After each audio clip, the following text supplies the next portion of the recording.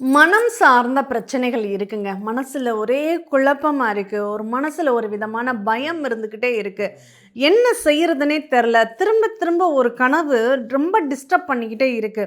ஒரே பயமா இருக்கு அப்படிங்கிற மாதிரி ஒரு சூழ்நிலை, ஒரு முடிவெடுக்க முடியாத ஒரு குழப்பமான ஒரு சூழ்நிலையில நான் இருக்கேன். அதுக்கு எந்த தெய்வத்தை நான் வழிபாடு பண்ணணும் அப்படின்னு ஜென்ரலான ஒரு தகவல் கேட்குறீங்கன்னு வச்சுக்கோங்களேன்.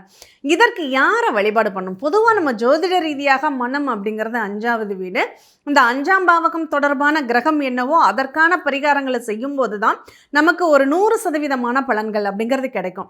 ஆனா எனக்கு ஜாதகம்லாம் இல்ல, எனக்கு ஜென்ரலா நான் இந்த மாதிரி மன அழுத்தத்தில இருக்கேன், எனக்கு பிரச்சனைக்கான தீர்வு சொல்லுங்கன்னா, நம்ம அம்பாள் வழிபாடு தான் கண்டிப்பா பண்ணணும். ஏன்னா தாய் ஒரு கஷ்டங்கிறது வந்தா அந்த குழந்தைகள் யார்கிட்ட சொல்லி அழுவாங்க? அம்மா கிட்ட தானே. அம்மா கிட்ட சொன்னாலே அந்த கவலைகள் தீந்துரும் இல்லையா? அந்த மாதிரி நீங்கள் எந்த சிவன் கோயிலாக இருந்தாலும் சரி, அல்லது தனியாக இருக்கக்கூடிய அம்பாள் கோயிலாக இருந்தாலும் சரி, நீங்கள் அந்த அம்மன் சன்னதிகிட்ட போய் நின்று உங்களுடைய கஷ்டங்கள் கவலைகளை சொல்லி திங்கட்கிழமை அன்று பிரார்த்தனை பண்ணிக்கோங்க. எந்த நேரத்தில் நம்ம வழிபாடு பண்ணலாம் அப்படின்னா, சந்திர ஓரையாக இருக்கிறது ரொம்ப விசேஷம். அப்படி இல்லை அப்படின்னா குரு ஓரையை நீங்கள் பயன்படுத்திக்கோங்க. திங்கட்கிழமை உங்கள் வேண்டுதலை அம்பாளுக்கிட்ட வைக்கும்போது உங்கள் வேண்டுதலுக்கான பலன் கண்டிப்பாக கிடைக்கும். மன அமைதி அப்படிங்கிறது ஏற்படும். தெளிவாக தீர்க்கமாக சிந்திக்கவும் முடியும். நன்றி.